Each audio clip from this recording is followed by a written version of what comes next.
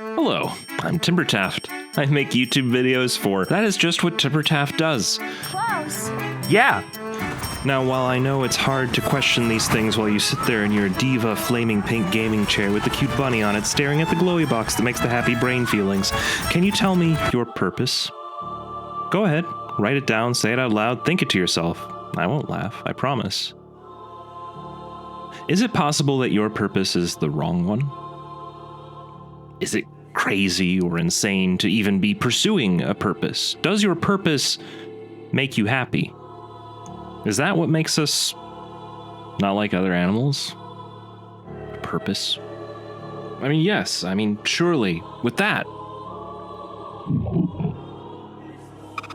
That isn't a question you ask in video games. Games demand you muzzle your disbelief at the door when your competition is pigs with mohawks shooting up strip clubs with handheld nuclear bombs. So it should come as no surprise that isn't a question you asked when a towering, hermaphrodite humanoid bird is the victim of a murder. An act of simultaneous patricide and matricide that now leaves your hands stained with the blood of your one and only father-mother. You killed Father-Mother, you worthless cock! Oh, you killed Father-Mother? I'm a murderer. What about Mother-Father? Mother-Father abandoned us when we were children. Come on, Harvey Birdman. Oh, no! Oh. See, the mistake you made here is pontificating on the nature of man's right to the pursuit of happiness and the complexity of your new family tree in the middle of a violent, no-holds-barred fistfight. So I recommend you stop that because fistfights are the primary conduit for how you interact with most living, breathing creatures in Zeno Clash. At least I think these are breathing. Now, before we can hope to answer any of these core questions, we need to unpack and understand exactly what Zeno Clash and its sequel are actually, about. This will inherently require spoiling a lot of big reveals in both Zeno Clash 1 and 2, so I recommend if you ever intend to play through these games, now's your chance. For now, it looks like we'll be concussing our millions of vengeance-seeking brothers and sisters in hand-to-hand combat. Literally millions, like Daedra said. A million brothers and sisters got here and killed you? Get up, you Tef! I'm glad you came, Deidre. By now, Rimat must be up and telling your hundreds of brothers and sisters to come after us. You're not hundreds. Oh, you're not hundreds. We're pretty safe then, huh? Don't listen to Ondor's lies! After wandering through the forest for a bit, we run into this guy. This man is a Corwid. Not to be confused with Corvid. That would be a raven. And as you can see, this is nothing like a raven.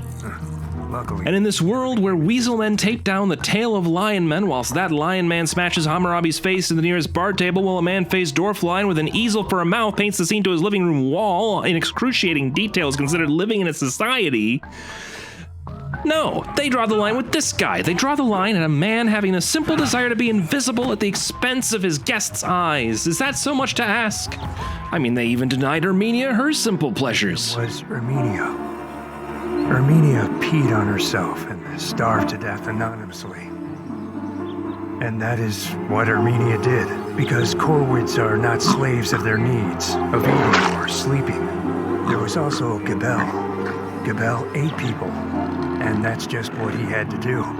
The Corwids are not slaves to morality or common sense. So, if I were like Anamasta, I would have let Gabel eat me.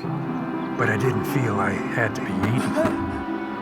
With Gabel's raison d'etre being completely counter to our own, we made swift work of him and eventually found Oxometer, a Corwid obsessed with walking in a perfectly straight line for all eternity until passing away, living his life to its full potential, having pushed a palm tree several miles south. It's Oxometer. Soon after, Gat and Daedra reach the end of the world and are greeted by the server moderator. Can't believe I'm about to get banned because I listened to Daedra's suggestion to go out of bounds. I have only seen these shadows, but if you are here, it is because you are lost. They might have asked questions, but the moderator said he joined their party, and now, equipped with their God King statue friend, they suddenly don't feel like it's that dangerous going into Houston anymore. On the way back, we found a lovely mother and her sweet baby boy back rib. That's a really nice pig you have there. Pig? No, it's not a pig. Or at least not just a pig. This is my son, Gusney. Some months ago, I was surprised too, when I saw my little boy look like a pig. I've never heard about that. It's never happened where I live. Maybe if you'd read a book every once in a while, Daedra, it wouldn't be such a surprise to you. It took me a little time to get used to, but now everything's fine. Daedra feels it's an improvement, actually. Children? No, not yet. But I'd like one of those too. Those? You want one of those specifically?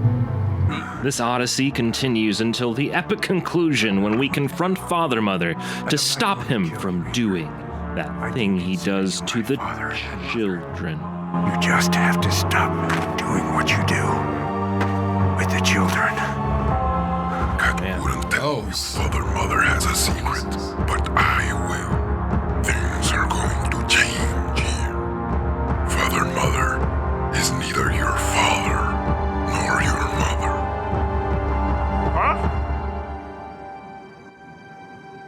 That's right. Father Mother has been slipping pigs into the hands of mothers everywhere, while abducting their children as their own. A slightly more wholesome version of the Georgetown kidnappings, except instead of taking the babies to sell to other people, Father Mother just wanted to be the whole world's father and mother, having no true family of their own. And that was the story of Zeno Clash 1. For lack of a better opportunity, I'd like to point out this game's brilliant 2008 idea for handling Father-Mother's pronouns. I was banished from the family, but I still had to confront Father Mother. But to find her alone, I had to get past his bodyguards, my brother. We've come a long way. And then we fast forward to the second game, and Father Mother is now in prison, a form of punishment introduced and explained by Golem as a place where you put someone that's away from everybody else. I know it's a really crazy fictional idea, but it's okay though. The people of Zenozoik have never heard of it either. And now Father Mother is locked in a room in this new Golem place called jail. Imprisonment as executed by folks who'd never done it before, by the way, was about as airtight as you'd expect. Oh, we're just gonna run away.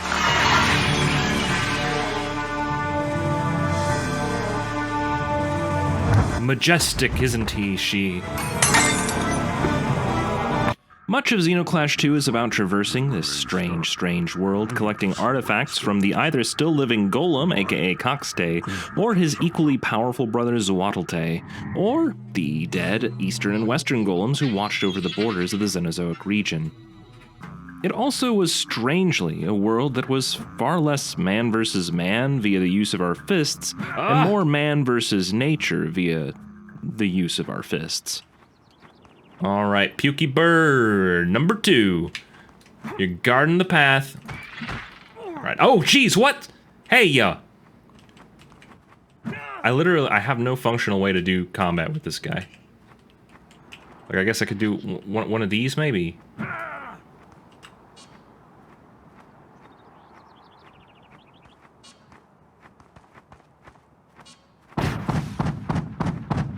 Yeah.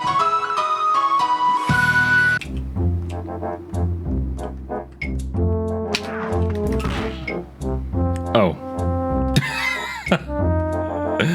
That's sick, but it's not what I wanted to do. I wanted to punch you in a 6-hit combo, and I don't know how. It was during a visit to the Pink Tower in the east that we learned that Zoatlte, the East Golem, had his life threatened by Coxte to stop performing illegal chimera experimentation, something which Zoatlte laments as the experiments never reached their full potential despite showing promise.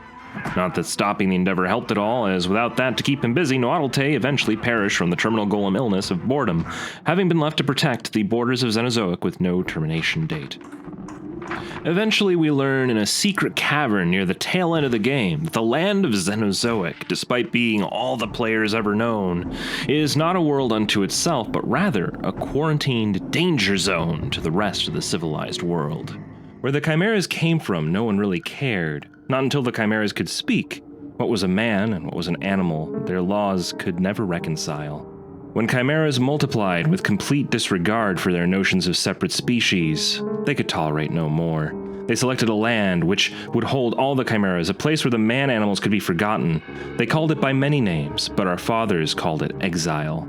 They created Zenozoic to forget about us, but did they realize that we would forget about them? Zoattle's idea of chimera breeding sprang from the inspiration of what others had done before.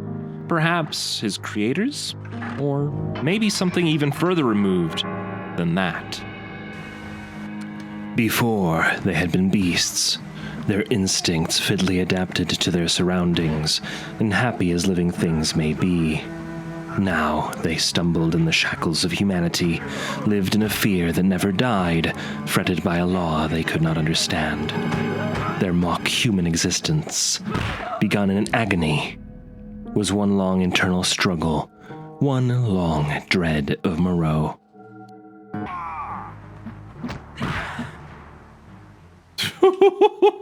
She really walloped them. Oh, good work. Well, he's not coming back from that.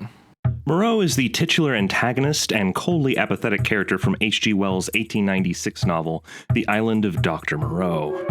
Through the still legal but horrific act of vivisection, Dr. Moreau molded exotic creatures that he had secretly shipped to his island into what he hoped could one day look and act like humans do, despite never splicing anything human to them.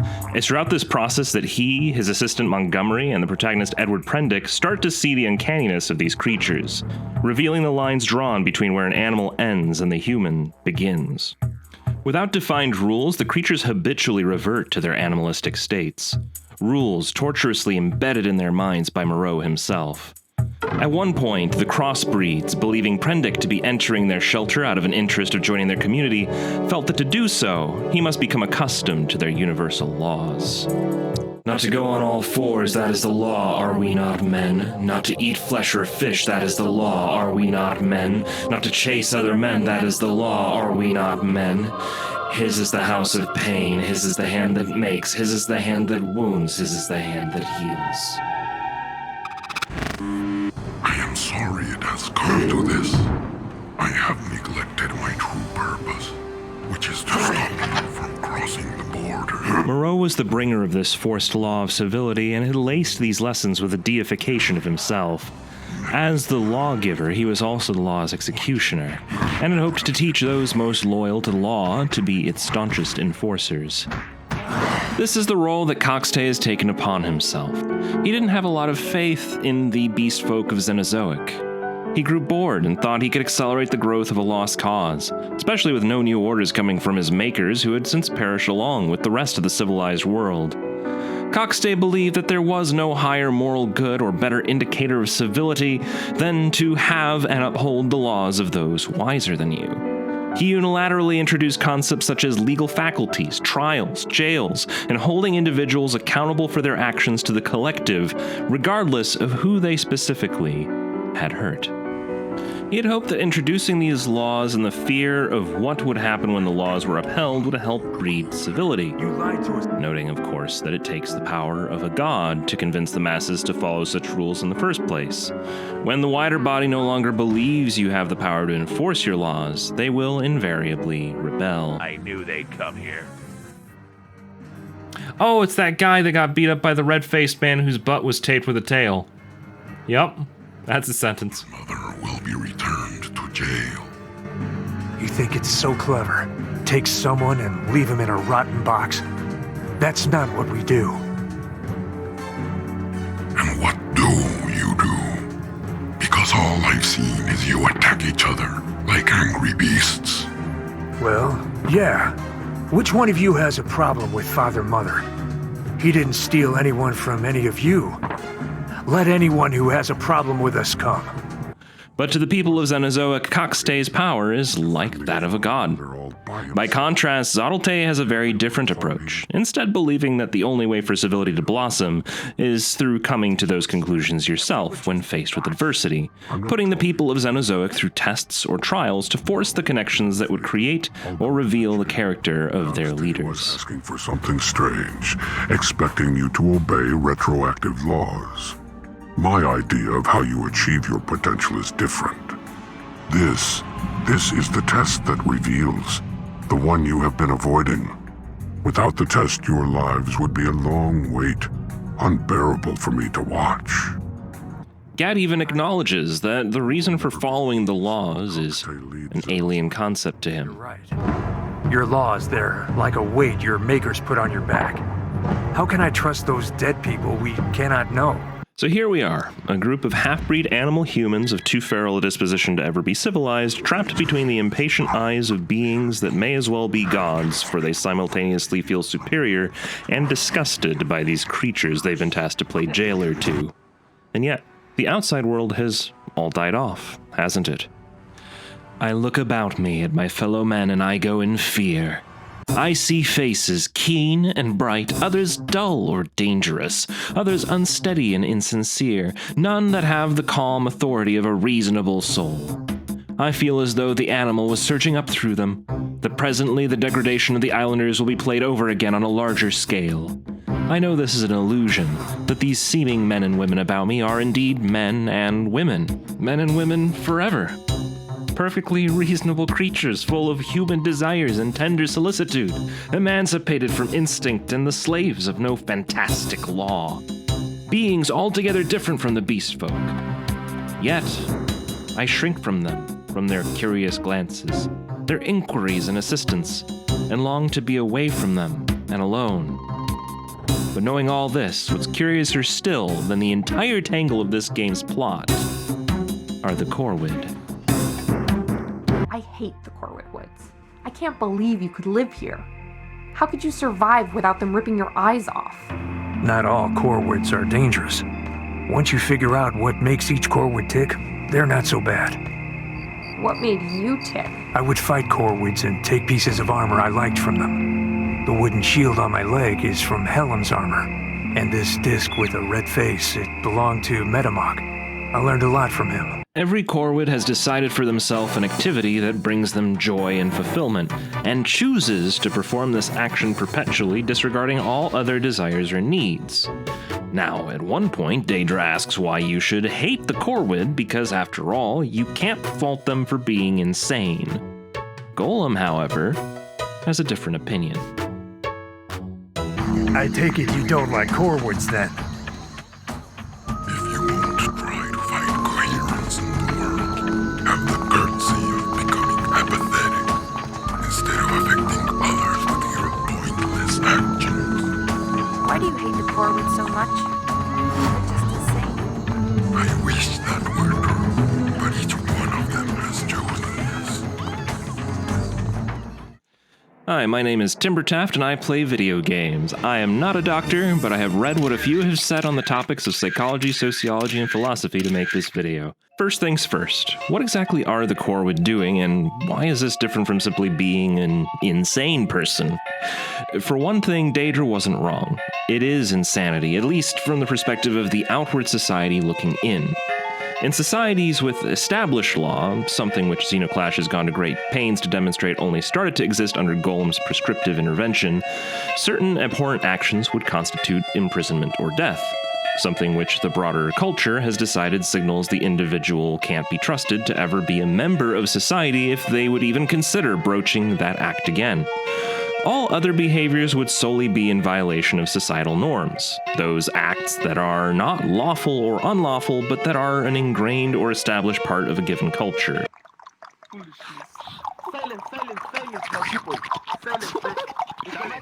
As far as society is concerned, those dubbed insane are individuals whose behavior deviates so substantially from the established norms of that society that to be in the presence of these people is intolerable.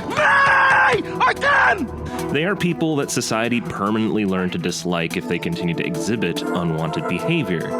This is at least the definition given by Jordan Peterson, and while I realize that is a politically polarizing name, I've essentially been banned from Twitter as a consequence, although technically I have been suspended. I'm not taking down that tweet or acknowledging that my tweet violated the Twitter rules. Up yours, woke moralists. We'll see who cancels who. While he can be hot-headed and has some questionable stances on philosophy, he's undisputably a professional in the field of psychology. The ideas being presented here are highly qualitative, and there's a value in the interpretation of his experiences he presents in the context of what we observe in Zeno Clash.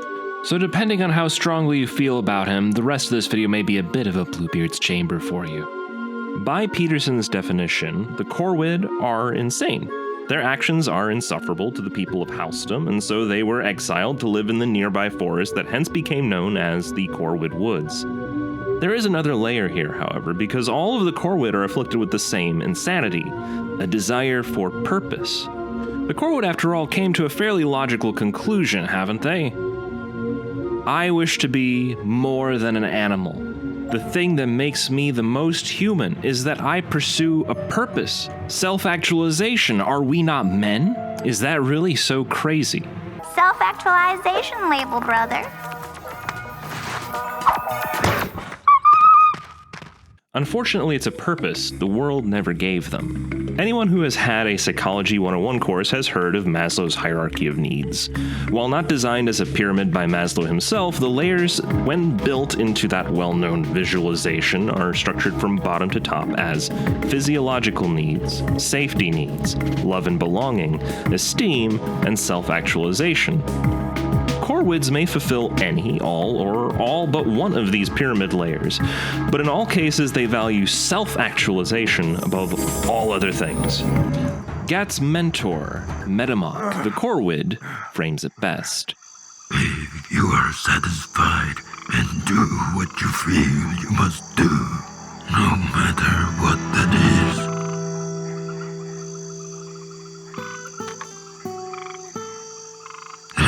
You have reached perfection.